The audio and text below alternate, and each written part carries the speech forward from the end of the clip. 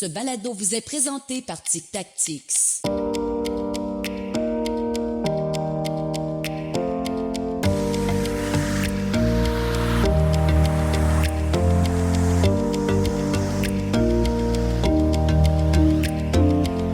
Bonjour, ici Guillaume Mathieu Terrien, vous écoutez Arrière-scène. Je suis avec mon collègue Éric Vallée. Bonjour Guillaume.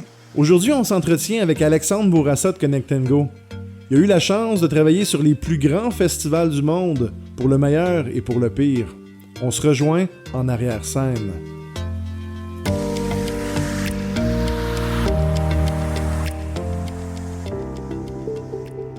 Pour le grand public, un festival signifie acheter un billet pour un gros party. Mais autant pour les festivaliers que pour les organisateurs, ceci peut résulter en mal de tête. Pour assurer une expérience unique, sécuritaire et positive, plusieurs éléments doivent être pris en compte afin d'offrir une expérience inoubliable. Pour nous aider à mieux comprendre la réalité d'un festival en arrière-scène, nous avons la chance d'accueillir Alexandre Bourassa. On est super content, Alexandre, de te recevoir pour notre premier épisode d'Arrière-scène. C'est un honneur pour moi d'être le premier. Qu'est-ce que tu fais dans le cadre d'un festival, Alexandre? Moi, je m'implique surtout au niveau, à trois niveaux. Au niveau du contrôle d'accès sur un événement, au niveau souvent du paiement numérique. Donc, on parle soit paiement cashless ou avec le bracelet ou carrément avec un TPV payé en cash ou payé avec des vraies cartes de crédit. Et aussi au niveau l'expérientiel. Donc, faire du brand connection sur les événements pour que les partenaires, les commanditaires de l'événement puissent aller maximiser leur investissement sur le site. Donc, ils mettent des booths un peu partout, ils font une expérience et on va connecter tous les clients de l'événement vers ces partenaires-là pour maximiser leur investissement. Donc, c'est à ce niveau-là qu'on s'implique. Puis ça, tu le fais avec plusieurs événements? Depuis une douzaine d'années, je suis dans l'industrie. Personnellement, j'ai commencé un petit événement qui s'appelle le Festival d'été de Belleuil, à Belleuil, très local. Je me suis impliqué dans des événements tels que le Festival d'été de Québec, Coachella, Tomorrowland, Bonnaroo, la Formule 1, entre autres, la PGA, donc un peu de tout. Donc vraiment, des festivals que tu as nommés, là, c'est les grosses pointures. Là. Donc t'as vu du petit au grand, à l'énorme, là, au gigantesque. Oui. Les Tomorrowland, c'est toute une machine. Les Coachella de ce monde, à tous les jours, tu parles à ces gens-là, c'est des encyclopédies, si on veut, que chacun a vécu leur propre expérience. Et s'ils sont bons aujourd'hui, c'est parce qu'ils ont vécu des choses dans le passé. Donc. Puis toi, personnellement, à quel moment tu deviens impliqué dans l'organisation d'un festival? Mon rôle, c'est surtout s'assurer que chacun des événements se passe très bien. Donc, une fois qu'on a la signature du client, généralement, on n'a pas la signature 2 semaines avant l'événement, c'est plusieurs mois à l'avance. Pour qu'un événement se passe comme il faut, d'abord et avant tout, on doit avoir toutes les données personnelles de chacun des clients. Donc, là, il y a une logistique à faire. Est-ce qu'on le reçoit via la billetterie? Est-ce qu'on le reçoit via une page d'enregistrement externe? Même d'autres partenaires, d'autres fournisseurs. Il y a une logistique à faire avec le client à designer qu'est-ce qu'on fait. Comment qu'on va aller chercher cette data-là. Une fois qu'on a ça, là, c'est là qu'on va déterminer est-ce qu'on s'implique vraiment beaucoup de temps avant l'événement ou non, c'est beaucoup plus petit, les attentes sont plus basses, donc à ce moment-là, on arrive là une semaine avant l'événement puis on s'installe. Ça dépend vraiment de ce que le client cherche à avoir. À ton avis, qu'est-ce qui fait la réussite d'un festival, là, les plus grands festivals? Qu'est-ce qui fait en sorte qu'ils se démarquent par rapport aux autres et qu'ils deviennent des succès? Ils s'en occupent. Ah, c'est une excellente réponse. Tout simplement. Les plus grands événements, ils ont vraiment des équipes qui travaillent sur l'événement à temps plein. Il y a du monde qui travaille sur l'année courante et il y a déjà une équipe qui travaille sur l'année suivante. Ce que je comprends, c'est que malgré la perception que c'est des événements éphémères, ça prend vraiment beaucoup de temps, beaucoup de planification. Donc, on parle là, facilement des 10, 12 mois et dans certains exemples, tu m'as donné beaucoup plus. Oui. Ça travaille à temps plein. Mais typiquement, vous, quand vous arrivez, toi, ton équipe sur place, oui. C'est combien de temps avant l'événement? Dépendamment de l'événement, on parle plus ou moins une semaine. Quand l'événement est plus grand, on peut-être 2 semaines d'avance, mais on parle après une semaine. J'imagine qu'il y a déjà un niveau de préparation ou... Nous, quand on arrive, j'ai besoin d'avoir des tentes, j'ai besoin d'avoir du power, j'ai besoin d'avoir ne serait-ce un plancher, juste mettre mes affaires. Je dois avoir des tables. Des fois, on arrive, les événements qui sont vraiment bien rodés, tout est là. Ceux qui sont pas bien rodés, t'arrives et des fois, tu fais face à un parking vide. Donc là, t'as une job de coordination à faire. As-tu des exemples de festivals qui, pour toi, c'était la note de 100%, donc des festivals particulièrement bien réussis pour... Tomorrowland. Tomorrowland, on parle du festival en Belgique. Oui, exact, pour en Belgique. L'original.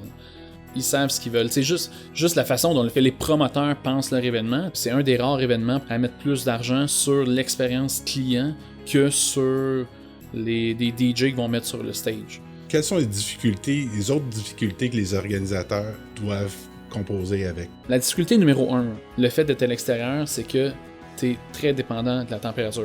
Ça, on va pas se le cacher. Parmi les événements plus difficiles que j'ai faits, qui ont quand même fonctionné, des événements qui ont marché, un des exemples qui vient en tête, un Tomorrow World dans le coin d'Atlanta qu'on avait fait une année. Quand ils ont fait la prospection de terrain, tout allait bien, un beau champ parfait, tout était beau, beaucoup de parking pour les gens, tu peux te déplacer, t'es loin de la ville quand même, donc tu déranges pas personne. C'est d'un point de vue aérien, tout était beau. Idéal, tu sais, t'es dans une ferme, c'était parfait. Quand ils ont commencé à monter le site, pas de trouble. 2 jours avant l'événement, il se met à pleuvoir, mais beaucoup. Et là, ils se rendent compte que le fameux champ en question, il est mal drainé. Fait que là, tu marches dans le champ, ça devient de la boîte. Ils essayent de monter un stage, ils sont pas capables. Fait qu'ils vont venir un gros crane pour aller monter le stage. Et le crane s'enfonce dans où est-ce que les festivaliers sont supposés être dans 2 jours. Ils font quoi? Bon, on va faire venir un deuxième crane pour venir le sortir le premier de là. Qu'est-ce qui arrive au deuxième crane? Il s'enfonce lui aussi. Donc, juste ça retarde ta logistique. Donc, ça c'est un des très gros défis. C'est fascinant de voir tous les éléments qui doivent être pris en compte, la complexité pour arriver à trouver le site idéal, puis essayer en amont d'éviter tous ces problèmes-là. Mais c'est pas le commun des mortels qui arrive, qui a déjà une liste déjà préétablie de critères. Non, puis en plus, cet événement-là, on va s'entendre l'exemple que je viens de donner là, ça a été monté par du monde qui sont habitués de faire ça, qui connaissent ça, mais malgré ça, il y a des choses en même qui peuvent arriver. Donc, t'essaies toujours de prévoir pour le pire puis d'espérer le meilleur, mais des fois, tu te trompes. Quelle erreur tu as vue à plusieurs reprises? Qu'est-ce qui est récurrent comme problème? Le monde sous-estime énormément les besoins de chacun des partenaires avec lesquels tu travailles. Donc, exemple, c'est de moins en plus on avance dans le temps, c'est moins en moins vrai. Mais on recule il y a 10 ans, quand tu avais besoin de monter un réseau Internet, un réseau local sur ton site, c'était inimaginable, c'était très dur. Donc, il fallait que chacun des partenaires devienne quasiment un expert réseau pour pouvoir s'auto-suffire. Aujourd'hui, c'est moins vrai. C'est vrai, ça, c'est une chose qu'on pense pas souvent, mais il faut amener l'électricité pour que l'événement ait lieu. On peut entendre la musique, voir les lumières et opérer toute la machinerie et l'équipement alentour. On aimerait bien ça marcher à l'énergie solaire tout le temps, mais comme l'Internet solaire aussi, le jour où ça va être inventé, on va être bien heureux, mais on n'est pas encore là. La bouteille de gel antibactérien au bureau est vide? Boutiqueprotection.com. Du gel antibactérien approuvé par Santé Canada. Expédié en moins de 48 heures de 100 ml à 4 litres. Boutiqueprotection.com. Et en plus, il sent super bon. Technologiquement, le portrait d'aujourd'hui est vraiment différent du portrait d'il y a 10 ans. Ah, il est complètement ça. Ça n'a même plus rapport. On recule. Il y a 11 ans de ça, ma 2e édition du Festival d'été de Belleuil auquel je participais. Et ils voulaient rentrer la technologie de scanner des codes à bord à la porte. Et finalement, la bonne vieille méthode de déchirer billets a gagné sur la technologie parce que c'est con, il n'y avait juste pas assez de portes. Est-ce que tu penses que les festivals sont eux-mêmes rendus à une évolution technologique ou c'est l'offre? On va dire l'offre du marché qui commande ça. À mon avis, c'est le festival qui commande ça. Assurément, le besoin technologique était pour répondre à une problématique de fraude de billets qui était à l'époque des bracelets de papier juste en couleur, donc très facilement interchangeables. Et le festival a besoin d'une technologie justement pour éviter cette fraude-là. Et ça a été un succès monstre, là. On va pas se le cacher. Si tu veux avoir du succès en termes d'entreprise, tu dois faire ce que tu peux vendre et non pas vendre ce que tu peux faire. Parle-nous peut-être de ton top 3 des pires catastrophes avec lesquelles as-tu composé. Commence par la moins pire. Là. Pire. On veut la cerise à la fin. Pour les positions 2 puis 3, je ne vais pas nommer d'événements. Position 3, comme je disais, je reviens sur le même sujet que je disais tantôt, c'est-à-dire les événements qui on va dire qu'ils n'ont pas d'employés à temps plein dessus. Ou est-ce que pour que ces promoteurs-là, bon écoute, je mets quelqu'un sur le stage, je vends des billets, ça fonctionne, à tout coup, ça donne des mauvais résultats parce que ils répondent pas aux besoins minimums pour être capable de livrer une technologie, donc tu es obligé, en bout de ligne, d'arriver là-bas, de dire au client, mais voici, parce que c'est con, tu fais ton contrôle d'accès, passe son billet à travers la clôture, rentre, il va scanner rouge, mais ce scan rouge-là, tu dois le traiter. Mais si le promoteur ne veut pas mettre les efforts pour traiter ce scan rouge-là, ouais, il n'y a pas grand-chose que tu peux faire. Donc, juste ça fait partie. Puis ça, il y a une panoplie d'événements. L'outil technologique, c'est pas de la magie. Il faut que les gens comprennent et l'opèrent. Là. Exact. Puis il y a beaucoup de monde qui pense que de la RFID, c'est magique, tout se fait tout seul. Non, je veux dire, on te donne la bonne réponse. Maintenant, tu dois traiter ta réponse. Parce que si tu veux laisser rentrer tes clients, laisse-les rentrer tes clients. J'ai pas de problème avec ça, c'est tes clients.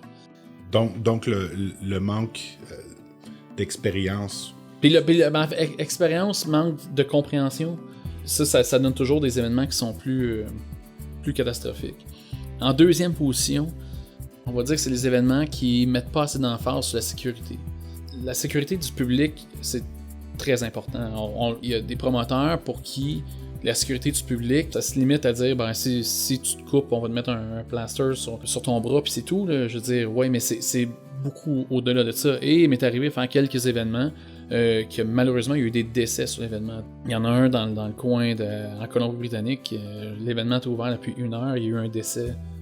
Première journée, première heure de l'événement. Ah, c'est tragique. Là, c'est extrêmement tragique. Pour un événement, ça peut être coûteux. D'autres événements, justement, la sécurité... Parce que des fois, le décès, ça peut être soit par 2 personnes qui se battent ou quelqu'un qui se fait battre par d'autres personnes. Et il y a d'autres événements. Un événement dans le coin de New York où est-ce que, dans une journée, tu as eu 2 décès puis 11 comas. Ce qui a forcé la ville à fermer cet événement-là le lendemain. Oui, puis moi, je me mets autant en tant que spectateur qu'aujourd'hui en tant que parent, puis de savoir que j'ai des enfants qui pourraient aller dans des événements qui sont pas sécuritaires, je veux dire, ça fait peur. Ça fait très peur. En termes de fail, la majorité des fails que j'ai vu, position 2, position 3, c'est vraiment relié à ça. Et le numéro 1, lui, on va le nommer, c'est un exemple connu dans lequel j'ai eu la chance d'être là-bas, c'est Firefest.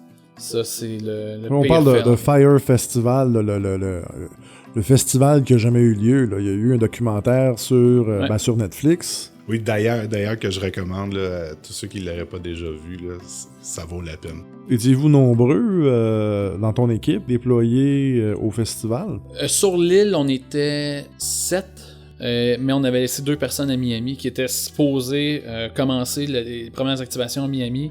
Puis une fois que la première journée du festival commence, on a amené ces 2 personnes-là sur l'île. Explique-moi, t'as laissé des gens à Miami, c'est un autre pays, là? Oui. En fait... Comment tu laisses des gens à Miami pour un festival? Le nom de l'île, c'est quoi, le festival de Fire?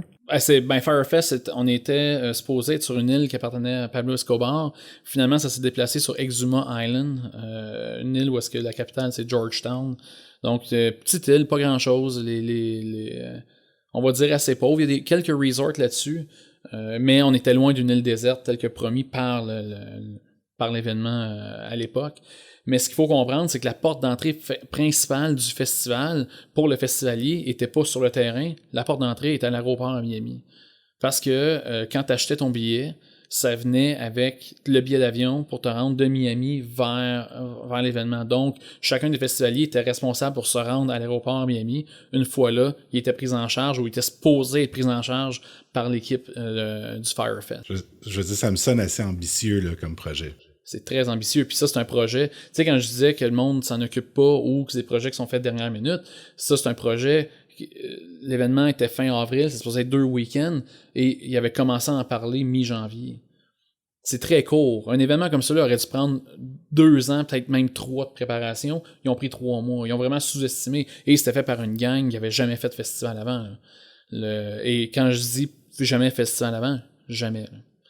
À tous les niveaux. Peu importe à qui tu parles. Puis pour mettre, si on a des gens à l'écoute qui n'ont pas entendu parler du Fire Festival, c'est un festival qui ultimement, les gens se sont rendus justement sur cette île-là dans les Caraïbes. Et il n'y a jamais eu de festival. Ils sont arrivés, puis bon, ils étaient supposés d'être reçus sur un pas un camping, mais un site pour coucher. Majestueux, oui. Certains qui ont réservé des villas, certains qui ont puis bon, ben, ils sont arrivés, puis il n'y a pas rien eu pour les accueillir. Il n'y a pas eu de spectacle. Il y a eu un spectacle. Il y en a eu un. C'est un petit DJ. Le premier, quand les portes ont ouvert le jeudi. Mais c'est tout. Je sais, il était tout seul. Il n'y avait personne devant le stage. Mais ils ont essayé de faire quelque chose le jeudi, mais ça n'a jamais levé. Tu sais, ce qu'il faut comprendre... puis c'est ça qui est un peu extraordinaire avec Firefest. On a tellement entendu parler. Il y a un documentaire Netflix. À l'époque, en 2017, en avril, quand ils ont décidé de fermer l'événement... Fire Festival était le plus gros trend Twitter au monde. Et on parle, après, à mes souvenirs, on parle de 1500 tweets à la seconde qui rentraient sur Twitter concernant Firefest, quand, ultimement, t'as 1000 personnes qui ont mis les pieds sur le site au total dans le monde. Là. Il n'y en a pas beaucoup, très peu, donc... Il y en attendait combien?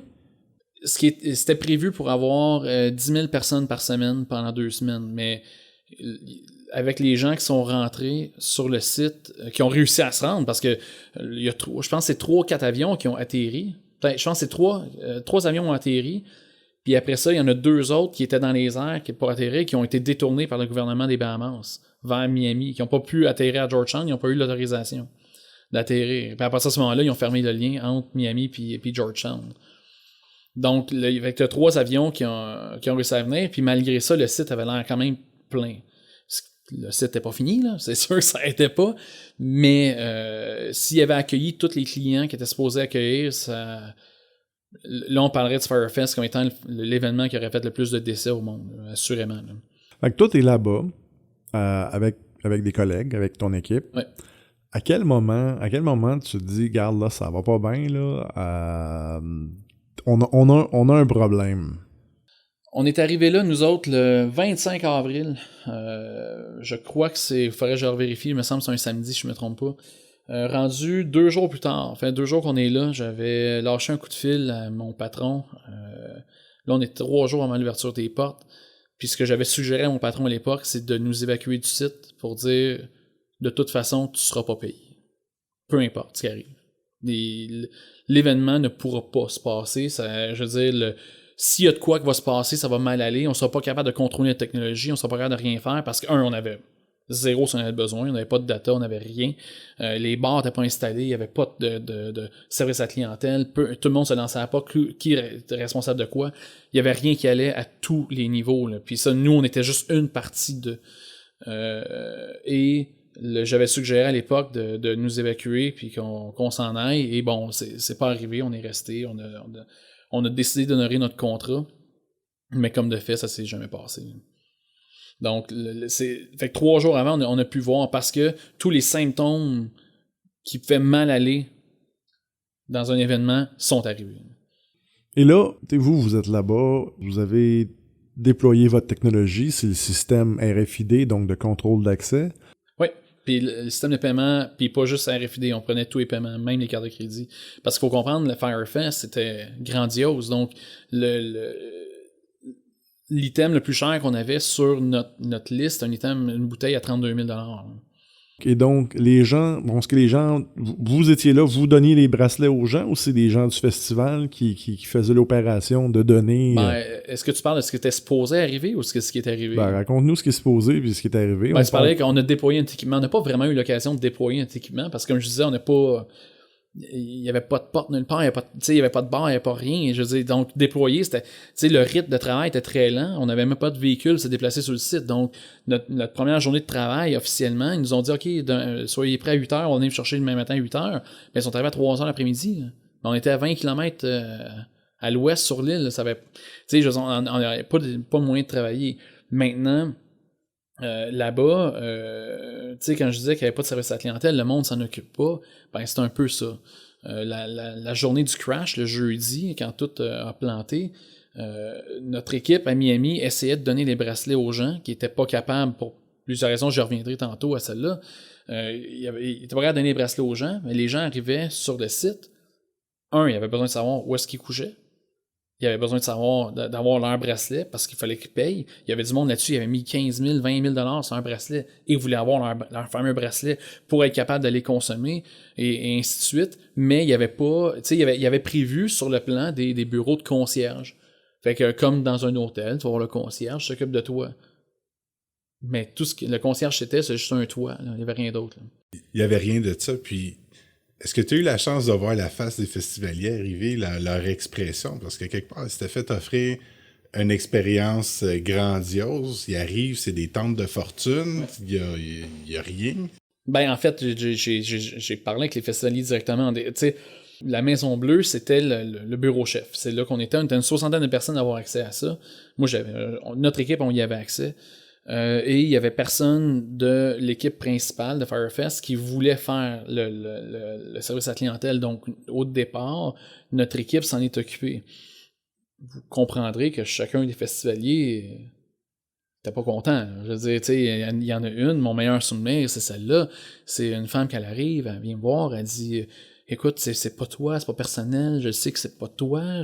Moi, je suis procureur en Floride et je vais vous poursuivre, tu sais. Mais, s'il te plaît, trouve un moyen de me retourner à Miami. » Je suis comme, bon, allez-y de l'avant avec la poursuite, madame, je vous encourage fortement à le faire. Maintenant, je peux rien faire pour vous ramener à Miami. Fait qu'à partir de ce moment-là, là, on dirait que les gens sont en mode survie, là, ils ont peur. Ben, tout le monde a peur. Tout le monde, parce que... Incluant toi. Le mot peur est assez large, parce que... Tu sais, je suis mi-trentaine à l'époque. Je suis capable de m'occuper de moi-même. J'ai quelques moyens financiers. S'il y a de quoi que ce soit qui est vraiment grave, il y a le resort à côté, je vais trouver moyen de revenir. Ça, c'est pas un problème. Mais le problème des festivaliers, c'est qu'il y avait même pas leur bagage. J'avais accès à rien. Fait qu'ils étaient livrés à eux-mêmes sur un site où est-ce que mal éclairé, pas, tu sais, avec des tentes, que tu sais même pas si ton stock va arriver à un moment donné, t'as pas tes cartes, t'as pas ton portefeuille, t'as rien devant toi. Il y en a qui manquaient leurs médicaments, là, ça fait peur. Puis il y a du monde qui ont de la santé plus fragile que d'autres, et eux, ben, on va dire que Firefest a joué avec la vie des gens, là, à ce niveau-là. Fait que c'est quasiment un miracle qu'il n'y a pas eu de mort, qu'il n'y a pas eu de conséquences encore plus fâcheuses. S'il avait décidé de dire non, on ne cancelle pas, dans les nuits de jeudi à vendredi, s'il avait décidé, on maintient la décision, puis on va de l'avant avec le festival, et il y aurait eu des décès. Il y en aurait eu plusieurs. Soit le site même était très dangereux, le site même. Le monde, comme je disais, ils n'ont pas leur bagage. Après ça, il y a du monde qui sont pas à Miami, du monde qui se retrouvait pas. Un décès qui aurait pu avoir lieu. Nous, où est-ce qu'on dormait? On était à 20 km à l'ouest du site. On était à Exuma Point. Quand les premiers avions sont arrivés, les organisateurs ne savaient pas quoi faire avec les gens. Donc, ils les ont amenés dans nos villas. À la plage, à côté de nos villas, le monde a fait le party sur la plage. Il faisait 40 degrés à l'ombre. Il faisait extrêmement chaud. Et ils nourrissaient ces gens-là à la vodka. Juste la vodka, il n'y avait pas de toilette à rien. Donc, ils ont... long story short, ils ont défoncé les portes de nos villas pour utiliser nos toilettes. Et ça, c'était pas bien. ça faisait partie des malaises. Mais et c'est triste, dans le documentaire, vous allez voir une gentille dame qui a payé 50 000 de sa poche pour justement payer les employés. Son nom m'échappe, je l'ai pas sous moi, mais c'est elle la propriétaire des fameuses villas. Ce journée-là, elle inaugurait ces villas et beaucoup de ministres des Bahamas sont pointés là pour une cérémonie. Et pendant qu'ils faisaient la cérémonie, c'était là que le monde faisait le party en arrière, ça vodka. Ça vraiment, c'est dommage. Ils n'ont même pas soulevé ça dans Netflix, mais pour vrai, ils ont carrément scrappé sa journée à elle. Et malheureusement, les autobus sont partis avec les festivaliers. Ils ont amené sur le site. Pendant qu'on était au bout de la table, on avait des gens qui disaient avoir perdu quelqu'un. Un de leurs amis qui était introuvable, ils ne le trouvaient plus. Et quelques heures après, on entend des cris et le monde, des cris de joie, ils se sont retrouvés. Le gars en question qui était perdu, on le regarde. Tout ce qu'on voit, c'est que le gars, il n'a pas de chandail sur lui-même. Il est complètement brûlé, du chest, complètement brûlé. Je regarde dans ses pieds, son chandail est déchiré là, il est rouge sang, le gars, il n'a pas de souliers. Il a pris son chandail pour se faire des souliers. Les organisateurs l'avaient oublié sur la plage. Ouf, c'est affreux. Ils sont partis, le gars s'est endormi sur la plage, personne n'a pensé de l'amener, puis ils sont partis en autobus, puis ils l'ont laissé là. C'est là qu'on voit que la sécurité, l'organisation, là, c'est vraiment primordial. C'est primordial. La santé des festivaliers. Parce que tu joues avec la vie des gens. Tu sais, la minute que quelqu'un rentre sur ton site, tu es responsable de cette personne-là. Donc, tu dois t'assurer que son expérience soit le fun, soit plaisante, mais aussi qu'elle soit également sécuritaire. Si c'est pas sécuritaire, fais pas l'événement. Là. Donc, puis ce Firefest, non seulement ça n'a pas été le fun, mais ça a certainement pas été sécuritaire. Là. Éventuellement, les gens ont été évacués. Est-ce que c'est le festival qui a été responsable de sortir les gens de l'île éventuellement? C'est-à-dire qu'on sait le festival est annulé, il n'y a pas lieu le jeudi tout capote? La nuit de jeudi à vendredi. Bon, donc le vendredi, c'est la débandade. Les gens sont laissés à eux-mêmes. Ils ont passé la nuit ou bref dans une tente là, de dernier recours qui ressemble à un camp de réfugiés. À quel moment les gens commencent à partir, à quitter, puis de quelle façon? Parce que là, t'es sur une île, là, t'es pas... Le monde a commencé à quitter le jeudi en fin de journée. Innocemment, le monde pensait pouvoir se pointer à l'aéroport à Georgetown et prendre l'avion, quitter l'île. Georgetown, c'est une petite ville. Des avions, là, ça se pointe pas tout le temps. Et quand ils se pointent, ils sont pleins. Donc, je sais qu'il y a du monde qui sont présentés à l'aéroport le jeudi soir, qui n'ont pas décollé avant le samedi soir. Donc, ils ont été là à l'aéroport. Écoute, puis c'est pas gros l'aéroport, là. C'est vraiment petit, assis sur une chaise là pendant des jours et des jours, à attendre qu'un avion veuille bien les ramasser. C'était, pour répondre à la question principale, c'était le festival qui était responsable de les ramener. Mais il faut comprendre que les charters de retour étaient prévus pour la journée du lundi. Donc, il fallait qu'il y ait d'avance de plusieurs journées. Et là, vous comprendrez que s'ils payaient mal leur partenaire, il y avait de la misère d'une expérience. Bon, les charters, ils devaient avoir aussi des problèmes de paiement de leur côté. Donc, beaucoup de négociations qui ont dû se faire pour évacuer le monde. Nous, on a été évacués en deux batchs. Une partie de l'équipe, ça a été le samedi soir. L'autre partie, ça a été le dimanche. Toi, t'es parti quand? Le samedi soir. Le samedi soir? Oui. Comment tu te sentais en partant de là? Ah, j'étais excité. Une des personnes là-bas qui s'occupait de, la base de données, le data. Le jeudi soir, cette personne est venue me voir, il me disait, écoute, là, le monde ne sont pas contents, je le sais, je pense qu'on devrait avoir un meilleur DJ sur le site. Si on mettait un meilleur DJ sur le stage, ça calmerait le monde, puis on pourrait aller de l'avant avec le festival, t'sais. Ça, il me dit ça le jeudi. Je suis comme, moi, ma réponse, du coup, c'est ton plus gros problème présentement, c'est pas ton DJ. Là. Lui, je te dirais que ça va plutôt bien, son affaire. Là. Ton plus gros problème, c'est tout le restant en dehors du DJ. Et à l'aéroport, le samedi soir, je suis avec cette personne-là à côté de moi. Il me dit, Alex, je pense vraiment que si on avait changé de DJ, ça aurait marché pour vrai. Et c'est là que je me rappelais, lui, son passé. C'est un gars qui travaillait chez Google avant, puis il avait jamais fait de festival, puis il avait été repêché pour promouvoir la Fire App, puis il avait dit à ce gars-là, viens t'occuper de nous autres, il avait eu un gros poste, le festival. Donc, tu sais, le gars, en pensant juste en changeant une note musicale, que tu vas complètement changer le pace d'un événement, c'est pas comprendre ce que tu fais là.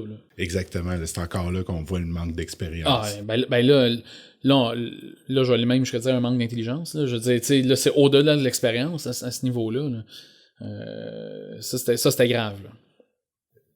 Est-ce que tu crois que le Fire Festival, toute la mauvaise publicité alentour, mais aussi tout l'impact que ça a eu, va servir de leçon pour d'autres organisateurs ou d'autres gens qui vont s'improviser comme organisateurs?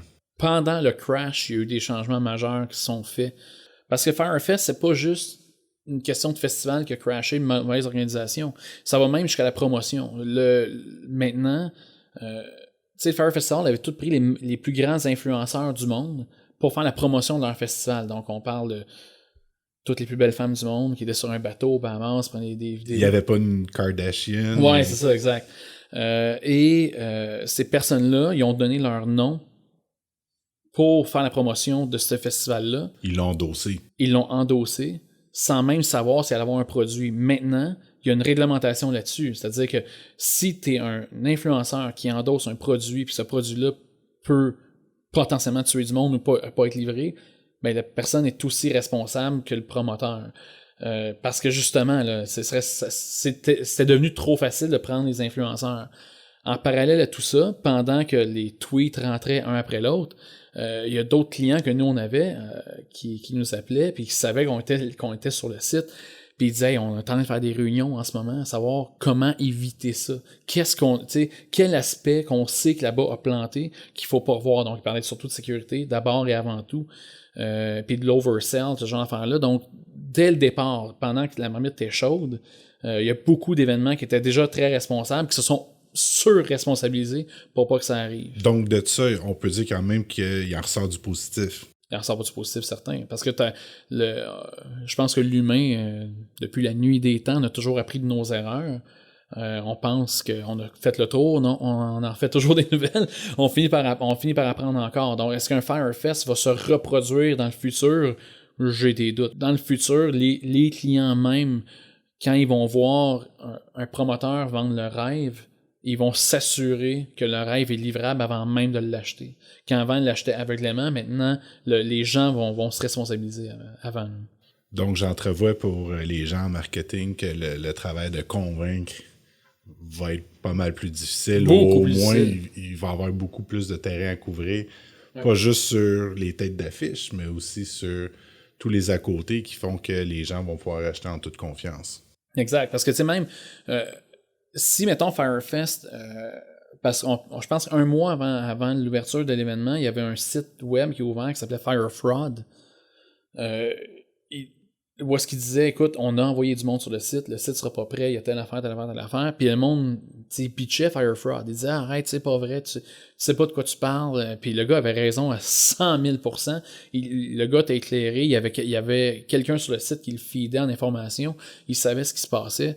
Maintenant, malheureusement, tu sais, pour ceux qui aiment pas les théories du complot, ces sites-là vont être pris de plus en plus au sérieux pour justement éviter qu'il y ait des problèmes dans le futur, du moins que chacune des personnes individuelles ait des problèmes.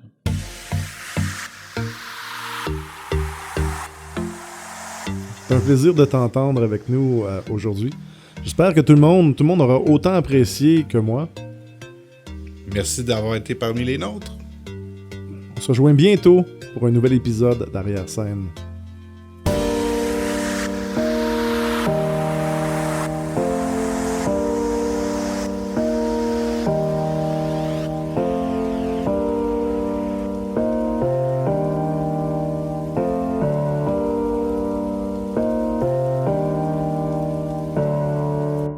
Protégez votre équipe grâce à boutiqueprotection.com. Procurez-vous votre boîte de déconfinement incluant masque visière de protection et gel antibactérien expédié en moins de 48 heures garantie. Une exclusivité boutiqueprotection.com.